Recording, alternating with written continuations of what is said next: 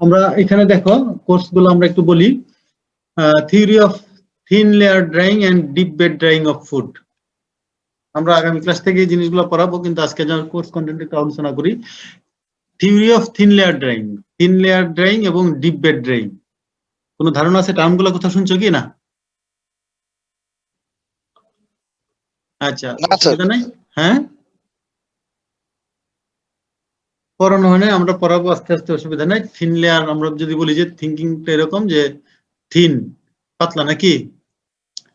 আবার deep bed, মানে just common sense অ্যাপ্রোচে যদি আমি বলি যে thin layer it indicates the materials to be dried are to be spreaded over a surface and so that the layer is very thin. আমি যদি বলি যে আমরা যখন কোনো জিনিস শুকাই, শুকানোর সময় it is spreaded on the surface, on any surface, এটা এমন ভাবে যেন থিকনেসটা মানে লিস্ট পসিবল হয়, যতটুকু কম হয় বা কম ভাবে। আবার কোনো কোনো ক্ষেত্রে দেখা যাচ্ছে যে ওই লেয়ারটা এমন যে অটোমেটিক্যালি এটা কম করে দিতে হয়। আবার ডিপ বেড আমি যদি বলি যে ডিপ বেড ড্রাইং হলো যে অপেক্ষাকৃত বেশি থিনার নাকি থিকার, অর্থাৎ যে জিনিসগুলা শুকাইতে বা যে জিনিসগুলা বা যখন শুকানোর সময় যে materials are to be dried spreaded over any surface or tray or whatever it is, its thickness is higher, এটা বলা হয়। আমরা theory of thin layer drying এবং deep bed drying in the next classes, 2 or 3 classes, we will discuss about the theory of thin layer drying and deep bed drying with key necessary equations or explanations or derivations or something like that. আমরা এই জিনিসগুলো দেখবো বা এই কোর্সের আন্ডারে এটা পড়ানো হবে। Quality aspects as affected by drying parameters. এখন মানে একটা সহজ কোশ্চেন আছে যে when we are going to dry or when some products are dried, is there any quality deterioration or improvement or something like that? That is there any impact of drying on the quality of product? আমরা যখন food product কে dry করব বা food কে dry করব, তার কোনো impact বা প্রভাব আছে কিনা, এবং if there is any impact or effect on the drying, so what are the parameters, important parameters that affect the key quality of the products? মানে ড্রাইং করলাম, ড্রাইং এ কিছু প্যারামিটার আছে, এই প্যারামিটার কোনটার ইফেক্ট কিরকম, আমরা যদি বলি যে টেম্পারেচার, ময়েশ্চার কন্টেন্ট কিংবা এই জিনিসগুলো, অথবা অ্যাটমসফিয়ারিক কন্ডিশন কিংবা এই জিনিসগুলো সবগুলা যেগুলা সেগুলা এখানে একটু আলোচনা করার চেষ্টা করা হবে। অর্থাৎ from quality point of view আমরা, আমাদের আলটিমেট উদ্দেশ্য হচ্ছে we are going to apply অথবা dry any food by any means, but we expect that ultimate goal of the drying process is to ensure the quality of the product. Quality ensure করতে হবে। এখন এই যে drawing করতে গেলে বিভিন্ন ধরনের ড্রাইং আসতে হবে। থিওরি এখানে বলা হচ্ছে ভ্যাকুয়াম ড্রাইং, সেই ভ্যাকুয়াম ড্রাইং এর theory we will discuss in next classes. Freeze drying process and related quality aspects. আমরা বলছি যে ড্রাইং, এখানে বিভিন্ন ধরনের ড্রাইং আলোচনা করা হবে। Thin layer drawing, deep bed drawing, এটা ছাড়াও ভ্যাকুয়াম ড্রাইং এর থিওরি, ফ্রিজ ড্রাইং প্রসেসের থিওরি, হ্যাঁ, এবং তার ফলে কোয়ালিটি কিরকম ডিটেরিয়রেট হয়, অথবা কোয়ালিটি কি ইমপ্যাক্ট পড়ে, সেই জিনিসগুলো আমরা দেখবো। Drum drying and spread drying process, হ্যাঁ, drum drying and spread drying process. আমরা জানি যে বিভিন্ন ধরনের ড্রাইং প্রসেস আছে। ফুড সায়েন্সে যদি তোমরা পড়ে থাকো, you know already the there are some types of drying and some drying equipments which are also termed as dryers. আমরা ফুড সায়েন্সে কিছু ড্রাইং মানে কিছু ড্রাইং টেকনিক্স এর নাম জানা আছে বা বলা হয়েছে, এবং সেই ড্রাইং অ্যাক্টিভিটিস গুলা পারফর্ম করার জন্য অথবা সাকসেসফুলি অ্যাপ্লাই করার জন্য কিছু ড্রায়ার বা ইকুইপমেন্ট ইউজ করা, সেগুলো বলা হয় ড্রায়ার। এই যে ড্রাম ড্রায়ার বা ড্রাম ড্রায়ার একটা ইকুইপমেন্ট, এবং যখন ড্রামের ড্রাইং করা হয় তখন সেটা বলা হচ্ছে টেকনিকটা drum drawing, spread drying process. এখন হচ্ছে যে কোয়েশ্চেন আসতে পারে যে আমরা ভ্যাকুয়াম ড্রাইং, ফ্রিজ ড্রাইং এত কিছু করার দরকারটা কি, বা ড্রাম ড্রাইং, স্প্রে ড্রাইং সবগুলো করার দরকার কি? আমরা তো ইউজুয়ালি সান ড্রাইং বা সোলার ড্রাইং এটা করতে পারি, কিংবা হ্যাঁ, বাট মানে এজ এ ফুড ইঞ্জিনিয়ার অথবা মানে এই কোর্সটার আন্ডারে ফুড প্রসেস ইঞ্জিনিয়ারিং আমরা যদি বলি, he or she has to কি deal with lots of products. Theoretically আমরা যদি বলি যে তোমাকে অনেক ধরনের প্রোডাক্ট নিয়ে ডিল করা লাগতে পারে, বা you do not know what type of products you are going to handle in your industry অথবা ইন ইউর ওয়ার্কিং প্লেস। যখন তুমি কাজ করবা তখন তুমি জানো না তোমাকে কোন প্রোডাক্ট নিয়ে ডিল করতে হবে, যার ফলে we have to know about different types of dryer, at least the types and techniques and equipment, তার ইন্ট্রোডাক্টরি একটা ধারণা থাকতে হবে বা অপারেশনের প্রিন্সিপালটা জানা থাকতে হবে। সেই জন্য আমরা এগুলো দেখব, কারণ এই এক ধরনের ড্রায়ার দেখা যাচ্ছে this is applicable for certain types of fruits or vegetables or food products and may not be applicable for another type of products. For example, spread drying, you can use spread dryer for drying of liquids or drum drying, etc. But you cannot dry some grains or something like that using a spread dryer. এই জন্য বলতেছি যে এগুলো theory কিছু জানা থাকতে হবে আমাদের, আমরা এগুলো দেখবো। এখানে বলা আছে instantizing of fruit juice and milk powder. এখানে আরেকটা টার্ম আসছে, instantizing the activities to make it instant soluble. আমরা বলি যে ইনস্ট্যান্টাইজেশন কেন করা হয়, বা তোমরা দেখবা যে কফির বোতল যখন কিনো তখন ওখানে কি লেখা থাকে, অথবা কফির যে প্যাকেটটা থাকে সেখানে লেখা থাকে, যদি লক্ষ্য করে থাকো, ইনস্ট্যান্ট সলিউবল। দেখেছো কি কেউ কখনো?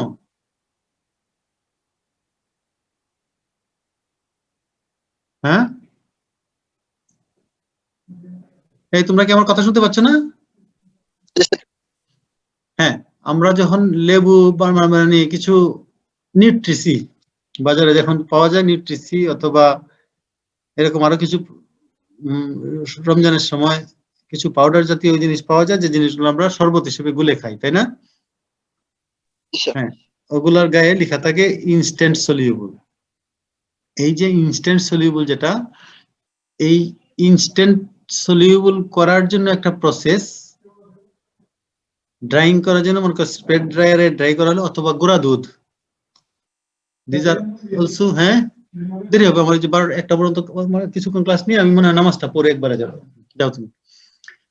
আমরা বলছি যে ওই অনেক মানে পাউডার মিল্ক, ওখানে লেখা থাকে ইনস্ট্যান্ট সলিউবল, অর্থাৎ তাৎক্ষণিকভাবে সেটা দ্রবণীয় হয় বা দ্রবীভূত। এইটা যে করা হয়, এটা ড্রাইং করলে সেটা হয় না। আমরা যদি বলি যে ড্রাইড, মনে করো চাল ড্রাই করে এখান থেকে আমরা চালের আটা গুঁড়া বানাই, অথবা গম থেকে ময়দা বানাই, আটা বানাই, সেটা কি এরকম সলিউবল, ইনস্ট্যান্ট সলিউবল দিয়ে? না, না। এই যে ড্রাইং করার পরেও আরেকটা এক্সট্রা স্টেপ করা হয় two make it instant soluble. এটা যে প্রসেসটাই করা হয় সেটাকে বলা হয় ইনস্ট্যান্টাইজেশন। এটাকে বলা হচ্ছে ইনস্ট্যান্টাইজেশন। এই জন্য ফ্রুট জুস, যেমন নিউট্রিসি বলো কিংবা মিল্ক পাউডার, এগুলোর ক্ষেত্রে ইনস্ট্যান্টাইজেশন করা হয় so that it becomes instant soluble as soon as it comes with contact to the water অথবা লিকুইড। যে কোন লিকুইডের কাছাকাছি সাথে সাথে আসলে, সংস্পর্শে আসলে সাথে সাথে গলে যায়। আমরা যদি বলি যে হরলিক্স দুধ দিয়ে যখন খায়, গোলার সাথে সাথে দেওয়ার সাথে সাথে গলে যায়, তাই না? একটা চামচ দিয়ে নাড়া দিলেই গলে যায় বা দ্রবীভূত হয়ে যায়। এটাকে বলা হচ্ছে ইনস্ট্যান্টাইজেশন। আমরা will study instantization or instantization process with special reference to milk powder and fruit juice. আমরা ফ্রুট জুস কিংবা মিল্ক পাউডারকে ইনস্ট্যান্টাইজ করার জন্য যে জিনিসটা লাগে বা যে প্রসেসটা, যে অপারেশনটা, সেগুলো আমরা দেখার চেষ্টা করব। এরপরে আসতেছে যে মানে in above 2, 3 or 4 lines or topics, we have already discussed different types of dryers and some processes. এখন নেক্সট স্টেজে আমাদের কাজ হচ্ছে how to design the equipment. মানে আমি যদি বলি যে আমি as a food process engineer আমি জানি যে these are the dryers and this is the application of this type certain types of dryers আমরা এগুলো জানি। এখন now I have to design the equipment অথবা ড্রায়ার আমাকে ডিজাইন করতে হবে, সেই ডিজাইন প্যারামিটার বা ডিজাইন প্রসেস যেগুলো প্রসিডিউর যেগুলো সেগুলো আমরা জানবো, as well as operation and maintenance.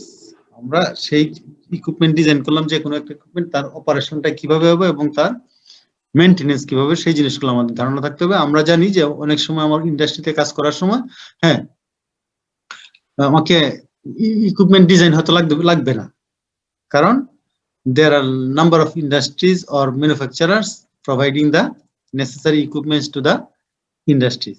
Industry গুলো থেকে অনেক ধরনের ম্যানুফ্যাকচারার থেকে যন্ত্রপাতি সাপ্লাই দেওয়ার জন্য তারা সবকিছু রেডি আছে, কিনে নিলে। But you don't know whether you are going to work in the R&D department of any manufacturing industries. তোমাকে যদি মানে রিসার্চ এন্ড ডেভেলপমেন্ট সেকশনে কাজ করতে হয় ইন্ডাস্ট্রি থেকে, তখন তোমাকে এই জিনিস জানতে হবে। অথবা তুমি যদি এই যন্ত্রটা ইউজ করতেছো কিন্তু হঠাৎ করে যখন তোমার সমস্যা হবে অথবা তার একটা মেইনটেনেন্স আছে, এই জিনিসগুলো তোমার ধারণা থাকতে হবে। Of course you will have access to the key operation manual provided by the manufacturer. Manufacturer পক্ষ থেকে তোমাকে ম্যানুয়াল দেওয়া হবে, কিন্তু তোমাকে সেই ম্যানুয়ালটা বুঝতে হবে বা সেই ম্যানুয়ালের যে জিনিসগুলো আছে সেগুলো তোমাকে অ্যাপ্লাই করার জন্য আমরা এখানে চেষ্টা করবো যে একটু ধারণা দেওয়ার জন্য হাউ টু ডিজাইন ইকুইপমেন্ট অথবা হোয়াট আর দা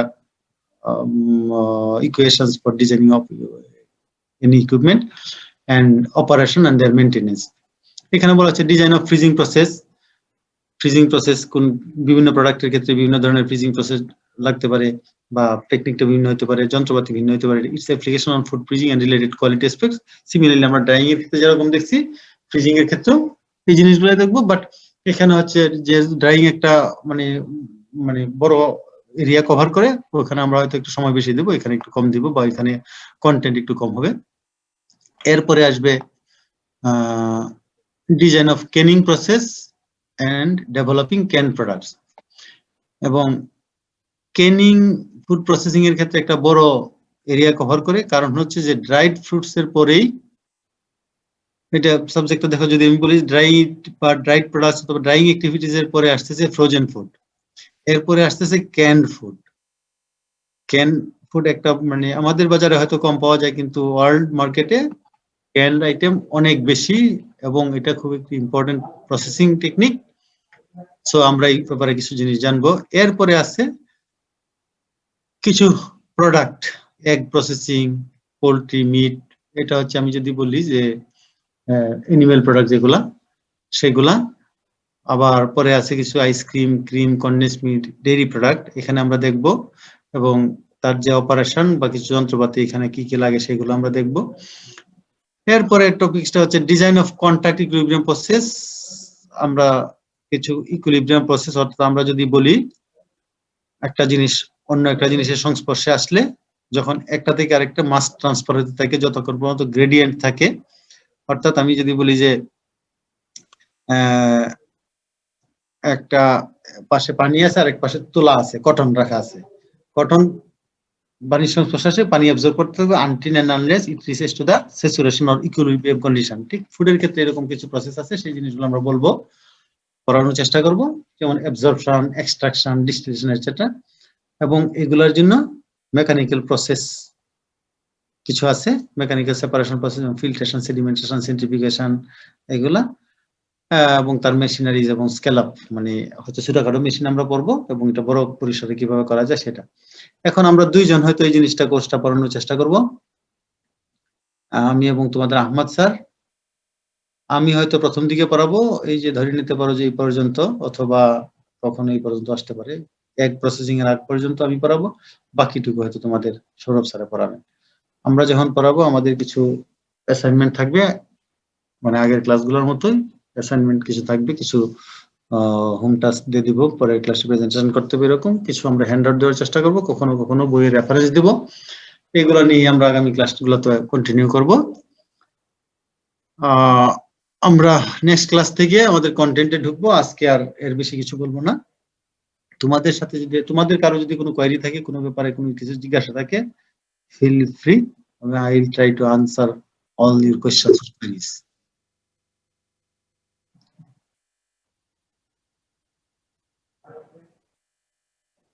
তোমরা কি আছো তো নাকি? হ্যাঁ, তোমাদের কোনো কোয়েশ্চেন থাকলে বা কোনো কিছু জিজ্ঞাসা থাকলে আমাকে জিজ্ঞেস করতে পারো ফ্রিলি, যে কোনো ব্যাপারে, মানে একাডেমিক্স বা কোর্স রিলেটেড কিংবা লেভেল সেমিস্টার এগুলো রিলেটেড যদি কিছু হয় তুমি কথা বলতে পারো।